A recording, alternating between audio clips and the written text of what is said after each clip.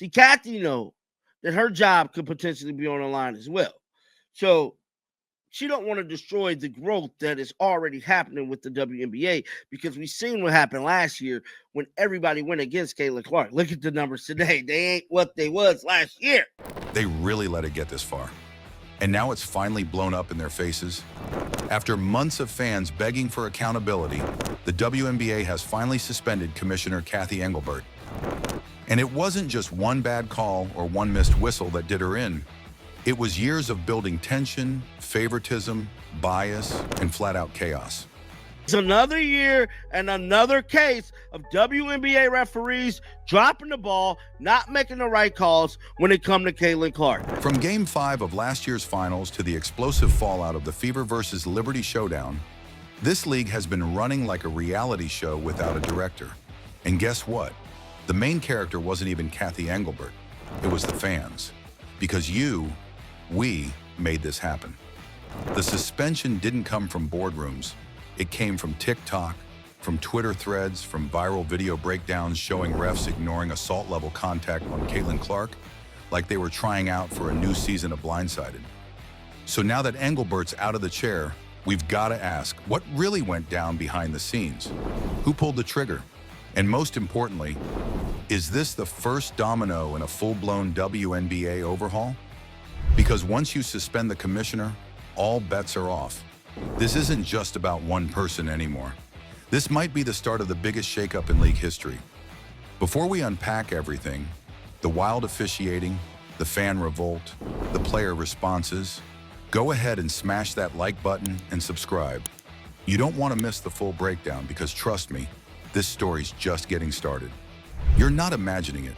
You saw it. You felt it. You screamed at your screen. And now, the WNBA finally heard you. They rigged this. That's not speculation anymore. That's what millions are saying out loud on social media, on live broadcasts, in press conferences. It was one of the worst referee games I've seen. The referees for again, what, the second game in a row, I guess? Definitely for the second game of the season, the referees swallowed their freaking whistles. The Indiana Fever were robbed on national television. And this wasn't a fluke. It's a pattern. A long, loud, dangerous pattern. And the fans? Oh, they've had it. The refs should be investigated for criminal negligence. Caitlin Clark should file for hostile workplace conditions. You wouldn't allow a knife on a court, so why are long fingernails allowed? But the real bombshell? That the referees were possibly paid off. They just kept shoving Caitlin. They're like, well, they can't just keep calling fouls. I'm like, they're literally just running around hacking her. The referees have made it like a point that this is how you beat the Fever. You hack them. You don't even, it's not being physical. You just hack them. Stay with me. It gets worse. This wasn't just any game. This was Indiana Fever versus New York Liberty. A showdown loaded with playoff-level intensity, a sold-out crowd, a national broadcast, and all eyes on Caitlin Clark. The energy, electric. But the calls? Disgusting. The Liberty went to the line 32 times. The Fever, just 15. That's more than double. In a game that went down to the wire. And it wasn't just the number, it was how the fouls were called. The Liberty got rewarded for the softest contact, ticky-tack fouls that wouldn't break a twig. Meanwhile, Fever players were getting shoved, checked, hacked, and the whistles stayed silent. They weren't playing by the same rule book. They weren't even in the same universe. The WNBA refs swallowed their whistles and spit on fairness. And when Caitlin Clark got thrown to the ground, still no call. Greening action down low. Clark has to get open. 1 second left. Clark doesn't get the shot off. Cloud locks her. Let's talk about the league's biggest star, Caitlin Clark. From the moment she stepped onto a WNBA court, it's like someone gave players an unspoken green light. Go after her. Hack her. The refs won't do a thing, and they didn't. In the preseason, she took contact. No calls. First 3 regular season games, same story. She'd drive hard, take hits, arms yanked, shoulders shoved, still nothing. And then it happened again in front of millions. Final possession, game tied, Fever with a chance to win. Clark gets fouled. Not once, Not twice. 4 separate fouls on one play. They hit her shooting arm. They bumped her body midair. They dragged her down. And the referees turned away. Clark was furious. You could see it in her eyes. Arms outstretched, shouting in disbelief. And guess what? The refs couldn't even look her in the eye. But it gets worse. Before Clark's final shot, Lexi Hall played textbook defense on Sabrina Ionescu. No contact, no push, no foul. Except the refs invented one. They gave Sabrina 2 free throws. That's how you swing a game. That's how you rig a result. From there, it exploded. Fans didn't just complain, they organized. The receipts were everywhere. The Fever, through 4 games, were minus 31 in free throw differential. That's not imbalance. That's institutional failure. And the patterns were painfully clear. Caitlin Clark was not being protected. She was being targeted. The league's biggest star was being sacrificed on the altar of incompetence, or worse, favoritism. And finally, someone inside the system had enough. Indiana Fever head coach Stephanie White reached her limit. I thought she got fouled.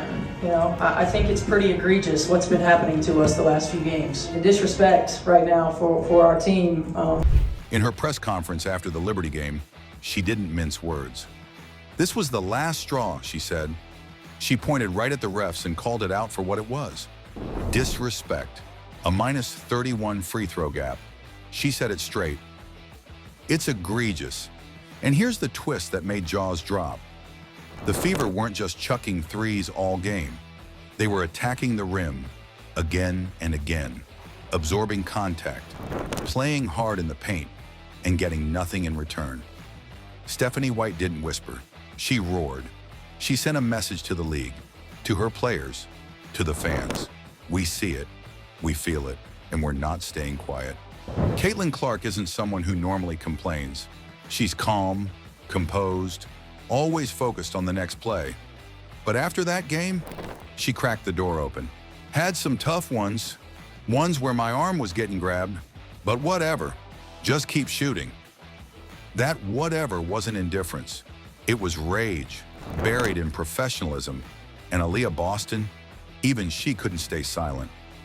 They're going to call what they want to call, she said. Let that sink in. 2 of the WNBA's brightest stars know what's happening, and they know nothing's being done. Until now. Because now, the whole world knows too. Fans turned into investigators overnight. They demanded ref accountability. They wanted names, paychecks, even banking history. They weren't joking. Check the ref's bank account and see how much they were paid off. Carrington should be kicked out of the league. The Fever should file a lawsuit against the WNBA right now. These weren't isolated comments. They were the chorus. The league had a problem that was too big to ignore. And Kathy Engelbert was right in the crosshairs. Because this wasn't the first time. Remember last year? 2024? Liberty versus Lynx, Game 5. Liberty crowned champs in overtime. But the headlines? All about the foul. Alana Smith called for a foul that flipped the game. Coach Cheryl Reeve was livid. New York got away with everything. Aggressive, physical, and the refs let them. And fans? They pointed the finger straight at Engelbert again. Kathy Engelbert, you need to resign, they shouted. Now, she doesn't have the choice. Kathy Engelbert's suspension isn't just a disciplinary action, it's a reckoning, a signal that the WNBA finally realizes just how bad things have gotten. The officiating is sloppy. The bias is obvious. The brand is cracking. Caitlin Clark didn't just bring talent to the league, she brought attention. Millions of new fans, eyes watching every play. These fans know basketball. They know a foul when they see one. They know a scam when it hits their screen. And now they know they were right.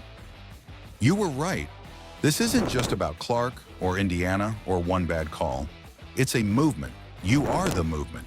And this is just the beginning. Let's be real.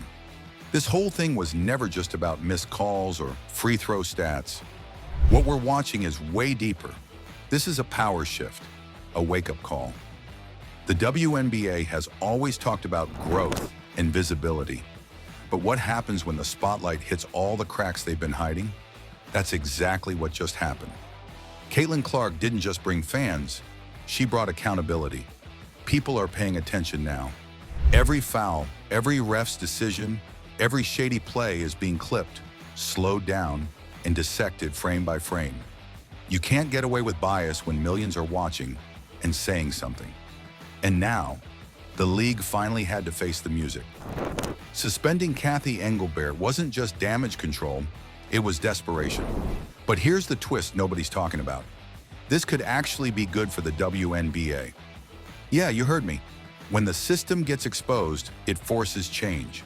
The refs can't hide behind the whistle anymore. The league has to clean it up, or they'll lose everything they've built. This might be the moment where the WNBA finally decides to stop protecting reputations and start protecting the game. The next few weeks, they're going to be chaos. We might see rule changes, ref replacements, even more heads roll. But long-term, this could be the turning point. The moment the WNBA stopped surviving and started evolving. Because if there's one thing this mess proved, it's that the fans, you, aren't just watching. You're leading the charge. The WNBA's future is no longer in the league's hands, it's in ours. And that's a wrap on one of the wildest twists in WNBA history. But now, I need to hear your take. Did the league make the right move by suspending Kathy Engelbert? Or was it just a PR stunt to calm the storm? Should the referees also be held accountable? Or is the real problem even bigger than we think? And here's a big one. Do you think the WNBA is protecting certain teams or players behind the scenes? Oh, and what would you do to fix the officiating mess if you were in charge for a day? Drop all your thoughts in the comments. Don't hold back. I want the raw, unfiltered takes. And if you're riding with us through the chaos, smash that like button and hit subscribe so you never miss a single update, breakdown, or jaw-dropping moment from this wild season. We're just getting warmed up, and trust me, the next twist might be even crazier. All right, I'm out for now. Catch y'all in the next one.